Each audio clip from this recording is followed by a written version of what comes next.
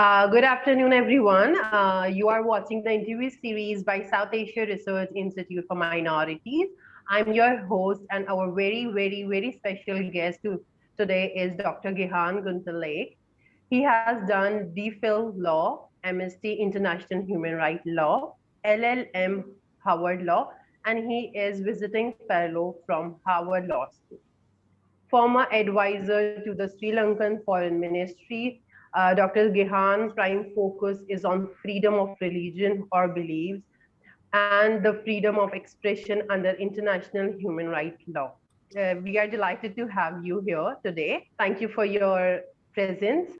So let's get started with the interview. My very first question is, what has motivated you to investigate criminal laws and minorities in Sri Lanka in such an expensive sense?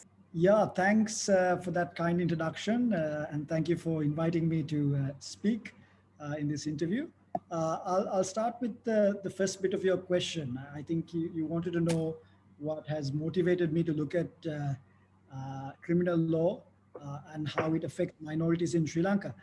I must say that I can't point to a particular sort of event or incident that motivated me. I think one often encounters and witnesses injustice in one's professional life. And very early on in my legal career, I think I encountered that injustice faced by clients, particularly those from minority backgrounds.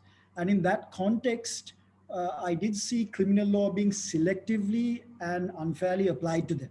So it was not difficult to see a pattern emerging in terms of how criminal law is applied to minorities in Sri Lanka. There was one law for minorities and then one law for the rest of the population, for the majority community, if you know what I mean. And I think that was the issue and the challenge that I observed very early on in my career. Then, quite by chance, I was invited by a very famous researcher by the name of Kissa Pinto Jayawardena to collaborate with her and another researcher and lawyer, Dr. Jayantha Diyalmeda on a book project. And this was on minority rights. And I think that project presented an opportunity for me to really delve into the jurisprudence on minority rights. And we came up with a particular book that was titled The Judicial Mind. And what we discovered was that criminal law, and particularly law relating to security, was applied in a very different way if the litigant was from a minority community compared to if the litigant came from the majority community. So for a long time, the bulk of the challenge was faced by Tamil suspects accused of terrorism. And now with the Easter Sunday attacks, Muslim suspects are also in the same position. So we detected this difference in how courts interpreted the law and pronounced on matters relating to minorities in stark contrast to how they treated cases involving members of the majority community. And in one of the chapters, we actually were able to quantify the problem and demonstrate this structural prejudice amongst key justice institutions. So since then, my interest in the area has persisted, and the issue of minority rights actually featured quite heavily in my PhD thesis as well, where I looked at laws, how laws are actually designed to restrict free speech and religious liberty in ways that are unfair and selective when it comes to persons from minority backgrounds or persons who held minority views. Thank you so much. I really appreciate your experiences you share with us. Move to another question. Your book project on religion, violence, and constitutionalism in Sri Lanka piques our curiosity. So, could you please share the highlights? Yeah, sure. That's very kind of you to refer to the book project. Actually, the Oxford DPhil project is a little broader, and I'm looking at international law there. But what I did during the visiting fellowship at Harvard, which mind you has come to an end, so I'm no longer a visiting fellow, was really to try and develop the book project focusing on Sri Lanka's constitutional practice. So I think to briefly explain the project, the book will examine the cyclical relationship between on the one hand, majoritarian discourses and the sort of antagonism that you see, particularly towards Sri Lankan Muslims. And then on the other hand, this idea of Islamist radicalism, which has been emerging in Sri Lanka for a while. And I've spent time in the field and observed this problem and this challenge. And then how these two things interact in ways that are very complex. And it also facilitates the groundwork to produce antagonism between communities, which has resulted in violence. Violence targeting the Muslim community, particularly mob violence. And then we've also seen Islamist violence, which incidentally targets the Christian community. So what I'm hoping to do is to really analyze these phenomena through a constitutional lens. I'll sort of discuss the features of Sri Lanka's constitution, both the legal textual constitution and the constitution that exists in the imagination of people. So the sort of socio-political constitution.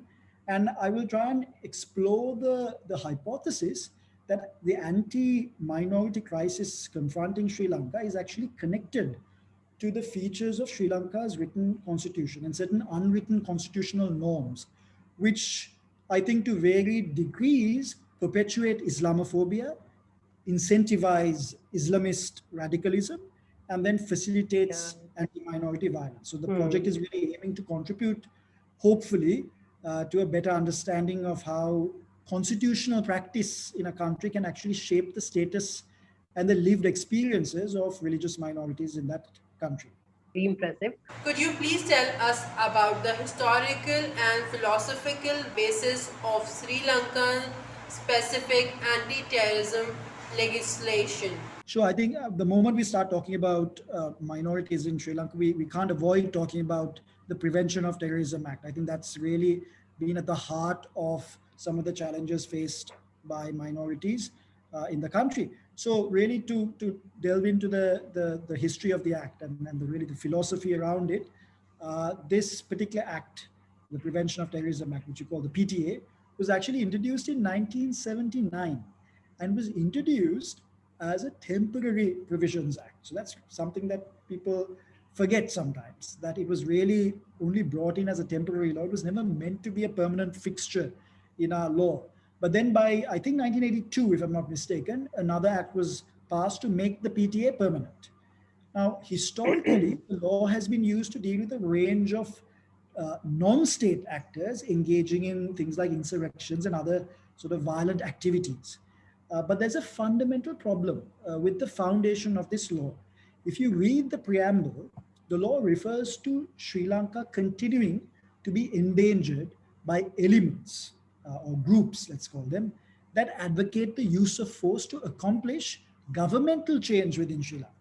So really at the heart of the law is the aim to preserve the government's interest, whereas any common sense sort of conception of terrorism should be related to the protection of civilians from indiscriminate violence, because terrorism is all about indiscriminate violence against innocent civilians and the sort of use of civilians in a sort of to use them as objects for a particular political cause, right? That's the heart of terrorism, if you agree. But really the PTA is about preserving governmental interests. So there's a problem in the very foundation of the PTA. So in Sri Lanka, we have shifted from the public security discourse, which we had for a long time under in the immediate aftermath of our independence. In 1947, we sort of had this law called the Public Security Ordinance, which we still have, and emergency regulations actually passed under the Public Security Ordinance. But the language is really about public security. We've shifted away from that towards state security. And there's an important distinction between the two ideas. I think public security really is a concept founded on the idea that we must preserve safety and order for civilians to go about their business without having to face violence, and particularly indiscriminate violence. That's the whole idea of public security. But state security, and sometimes we talk about it in terms of national security, is much more about protecting the interests of the state and suppressing any element that challenges the power of the state.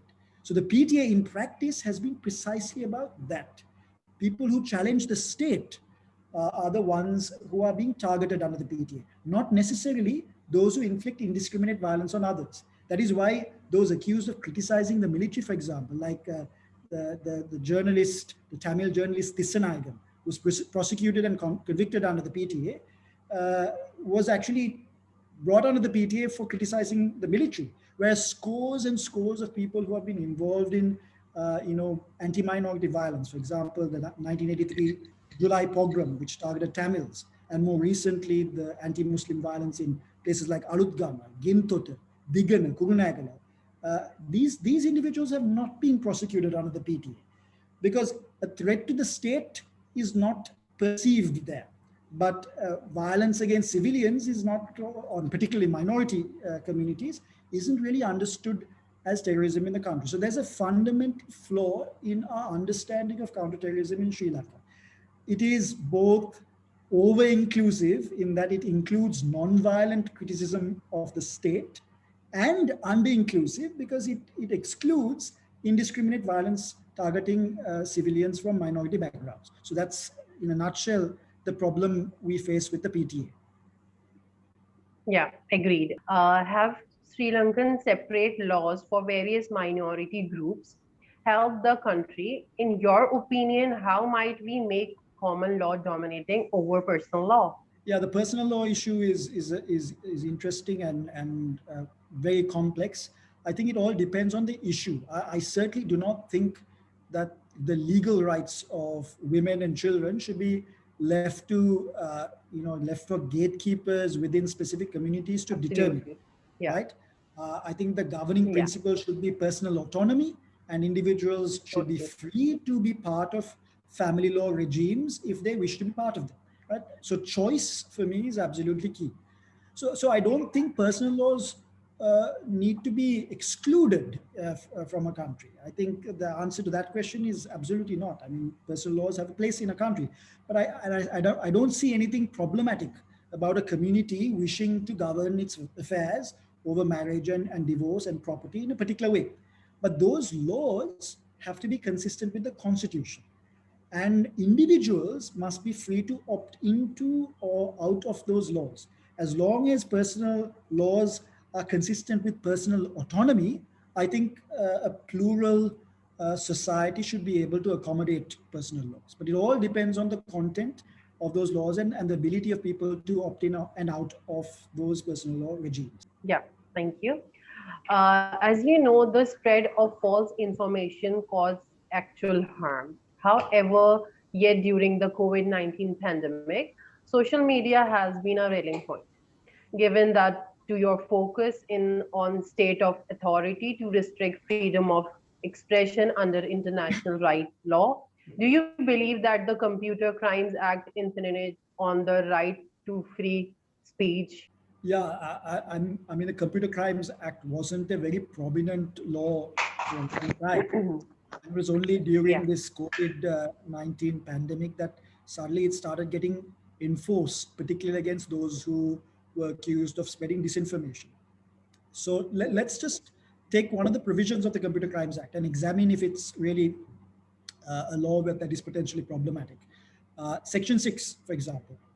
Now, if I read Section 6, it says, any person who intentionally causes a computer to perform any function, knowing or having reason to believe that such function will result in danger or imminent danger to national security, to the national economy, or to public order, shall be guilty of an offense and shall on conviction be punishable with imprisonment of either description for a term not exceeding 5 years.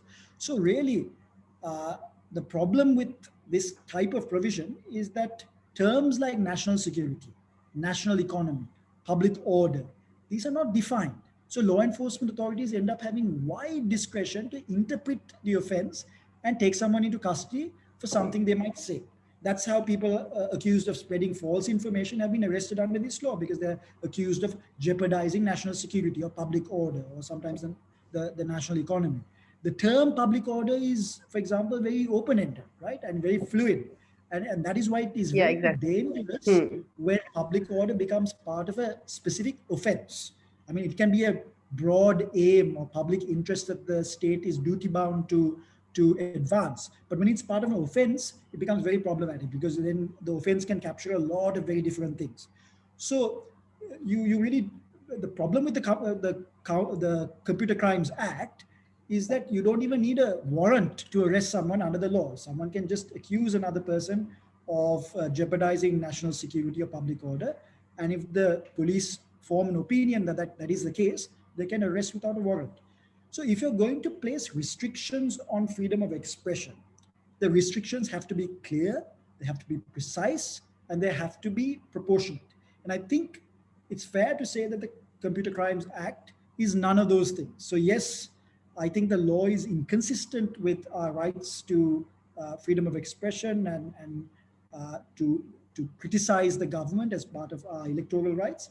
And I think the law really needs to be revised. Yes, that's true. So, in South Asia and nobly in Sri Lanka, what criminal laws commonly used against minorities?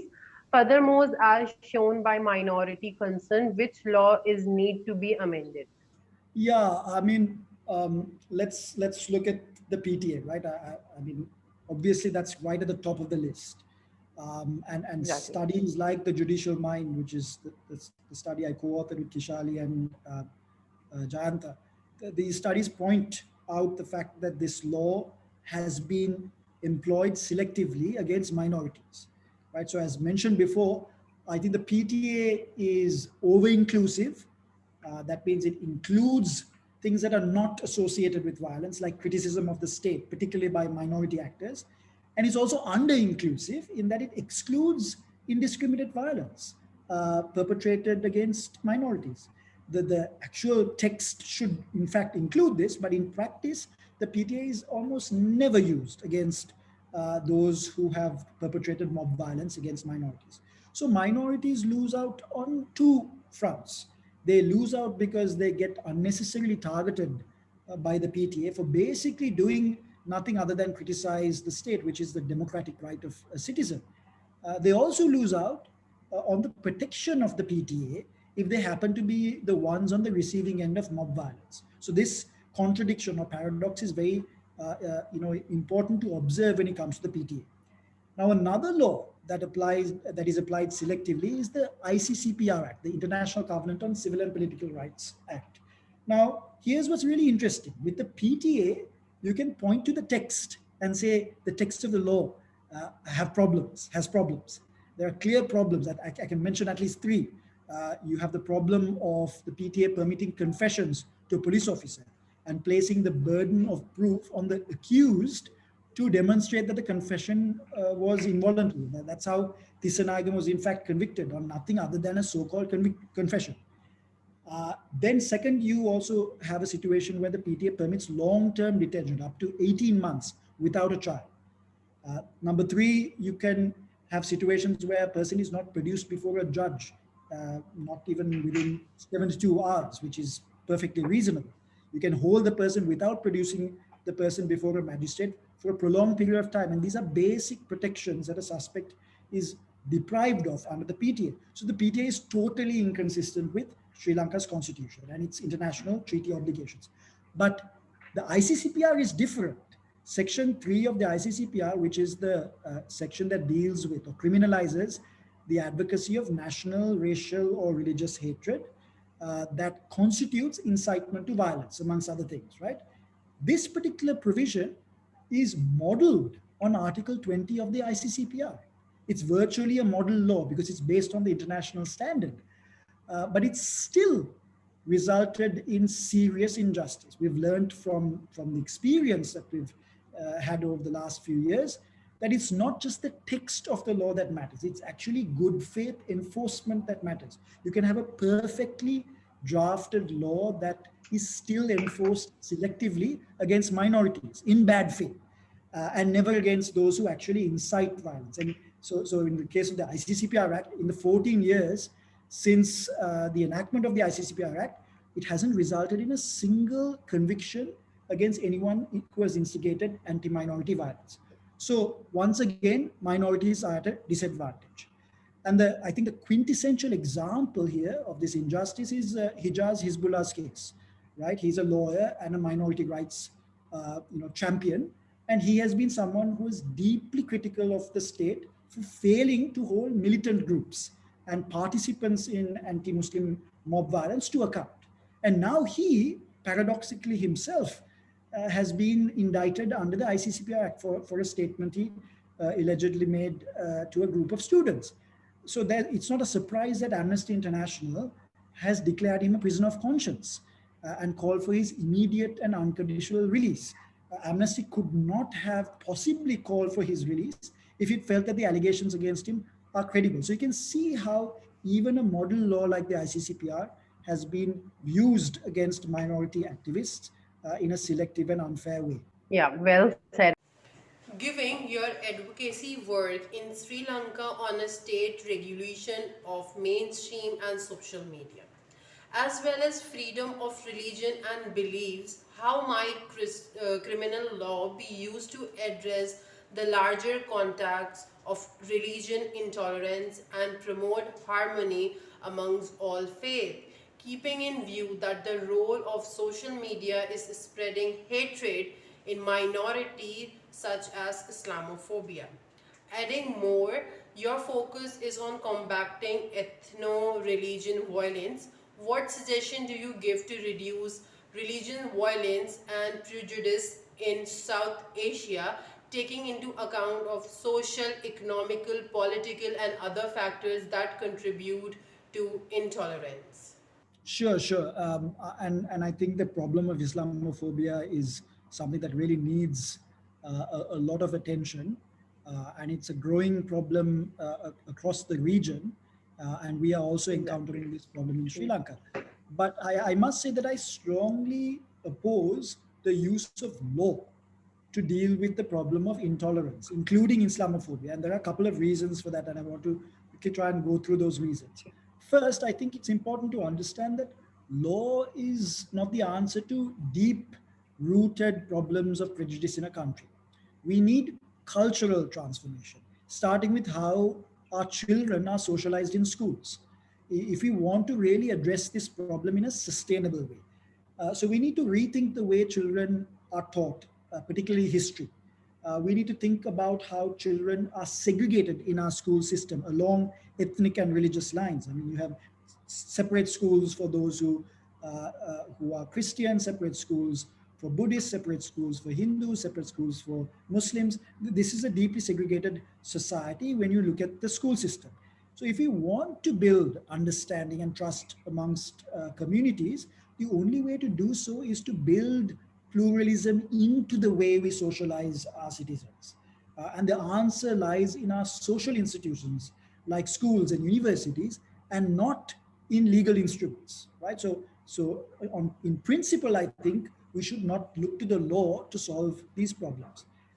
Then the other thing to think about is that legal instruments may still be useful to deal with actual violence and actual discrimination, right? So if you think about those kinds of phenomena, legal instruments are necessary, but not to deal with the prejudice that underlies such violence and discrimination.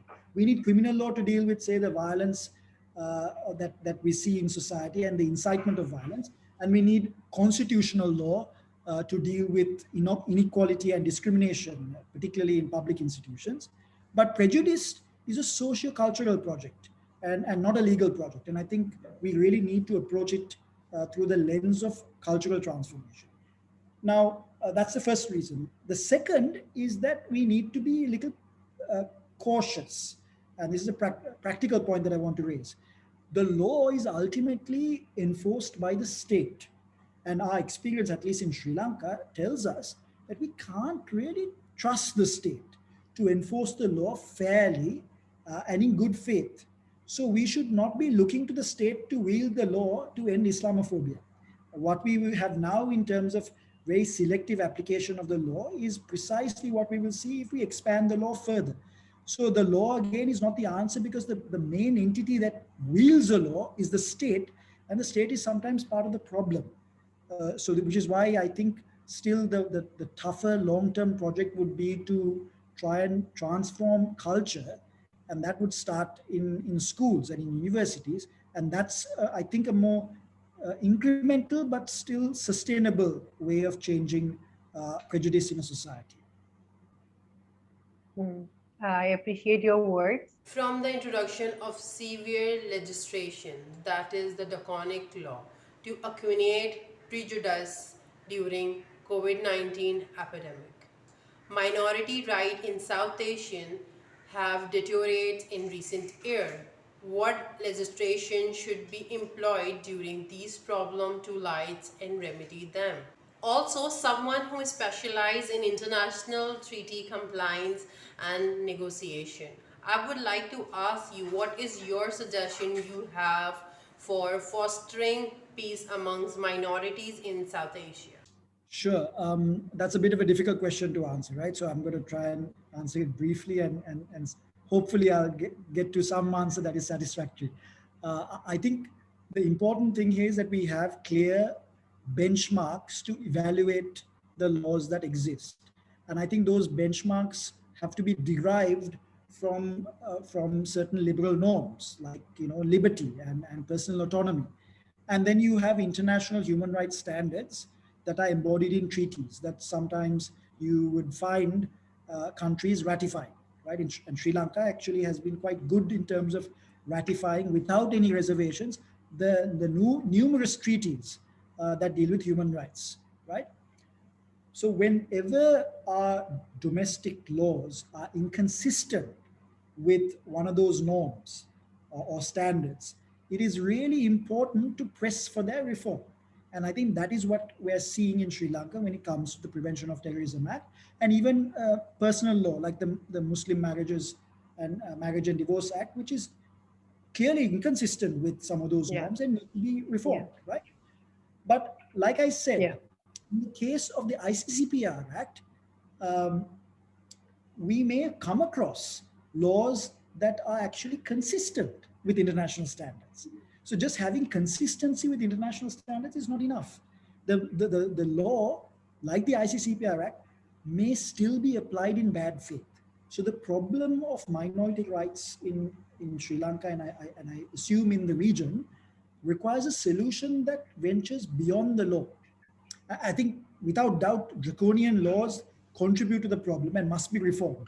But even model laws are sometimes part of the problem. And that's what we've learned with the ICCPR Act. So the real solution lies in a much harder, longer cultural transformative project, which might be an intergenerational project, where we replace notions of us versus them and try to foster a culture of equal citizenship and, most importantly, pluralism, where we can actually celebrate diversity without always drawing lines in terms of identity. I don't think there's any other way to sustainably, incrementally change society. Yeah, informative. What step must be taken at the regional level to achieve legislative and policy reforms aimed at creating effective social cohesion, inclusion, and non-discrimination scheme? How might the creation of a regional platform aid in the normalization of the criminal justice system and minority issues? Yeah, I mean, that's a really important question. And I think regional solidarity is absolutely crucial for all minority rights struggles. And I think a national sense of belonging, which is essentially the core idea of social cohesion, can Yeah. benefit a lot from a regional sense of belonging as well. And regional solidarity is really important. You get a sense of belonging within a broader community beyond national borders when you have that solidarity. But it's not always straightforward. And I think Sri Lanka's relationship with India, I think, is a very good example where there could be a very complex relationship between two countries within a region. And regional solidarity can go both ways. So let me take a few examples where regional solidarity can be problematic, right? So for example, Hindu nationalism in India has had an influence in similar discourses in Sri Lanka. And this has been a recent phenomena where Hindu nationalist groups have emerged, and they have very overt agendas to suppress other religious groups. And there is no doubt that there is cross fertilization of ideas between these groups and similar larger, more influential groups in India. And they're quite open about those affiliations. So that's an example of solidarity and cross fertilization of ideas that can be deeply problematic. Then you have regional Islamist discourse. Those discourses can be very influential, and there's a legitimate fear, I think, that those discourses can push young people in Sri Lanka to gravitate towards violent groups. And we've seen that there's some evidence of that in the way we have seen young Muslims being attracted to militant Islamist groups in Sri Lanka, right? So I think these regional discourses and sometimes even global discourses can be extremely problematic, and it's a great challenge to overcome. Then you also have Buddhist nationalism in Myanmar, and there's plenty of work and scholarship that has gone into understanding the relationships between some of those militant groups and militant groups in Sri Lanka and the influence that they wield over each other. So I think a really good type of collaboration to explore at the regional level is collaboration between people who have learned from these experiences of prejudice and can actually share learning and knowledge, and most importantly, strategies with like-minded actors across the region in order to actually counter some of those problematic regional discourses, right? So the chauvinists are definitely collaborating. I think there's a lot more room for the progressive change agents to do the same and counter some of the collaboration that is going on.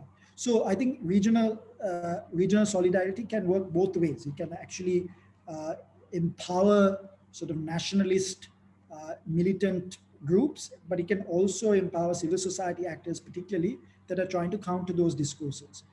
So it's important that we see both sides of that coin. Accurate. Thank you so much.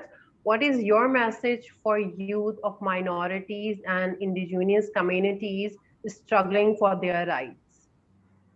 I mean, I don't know whether I'm qualified to be giving advice to anyone, particularly young people from minority communities. I can just make a couple of observations.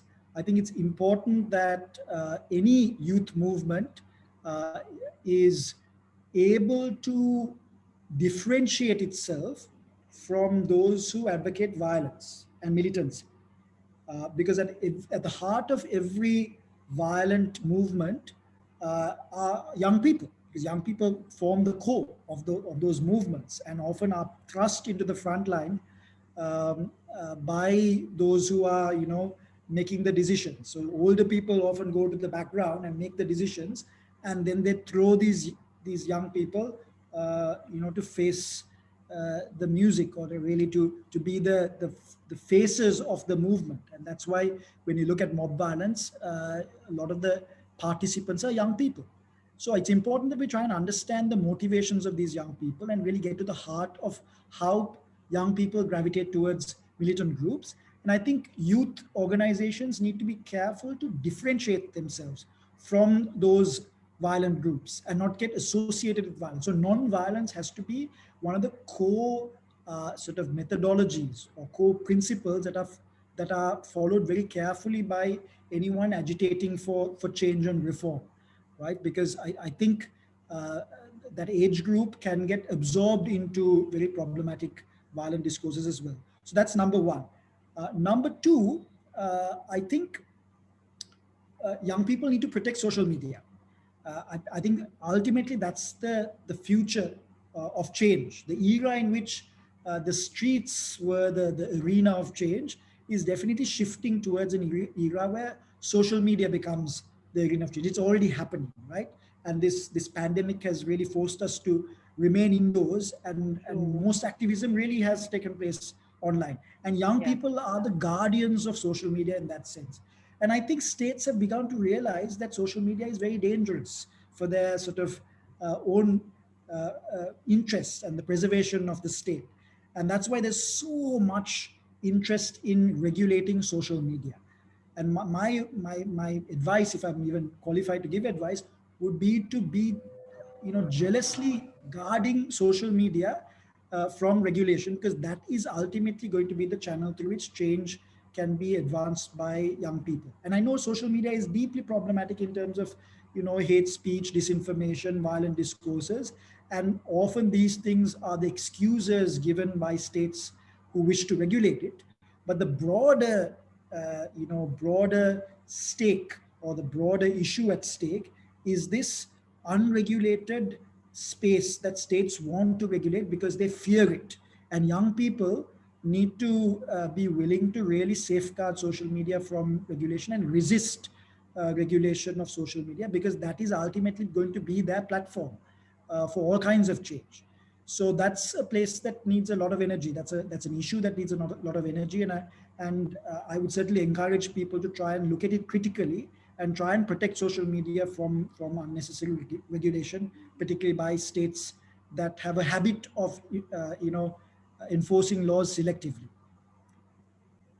Perfectly said. In South Asian context, how can you and SARIM build a cooperative collaboration for the rights of minorities?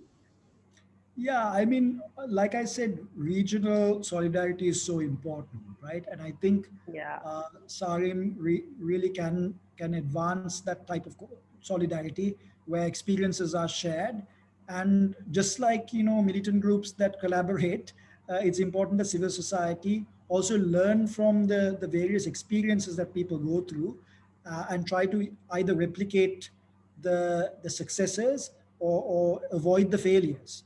And that so we don't really have a regional platform that is functioning at that level. I mean, we have different organizations and different sort of yeah, civil society initiatives that are very important, but we don't have the type of collaboration that we see in other parts of the world, particularly in Latin America, where human rights groups are really yeah. quite vocal in the way Agreed. that they cooperate with each other.